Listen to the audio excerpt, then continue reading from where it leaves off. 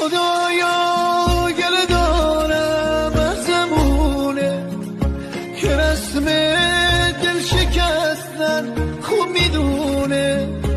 رفیقم رو جدا کرد تا قیامت که داغ رفتنش به دل میمونه، که داغ رفتنش به دل میمونه.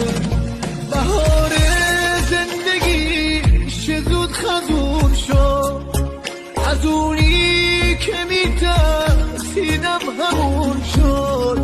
رفیقم پرکشی جدا شد از من، نگینی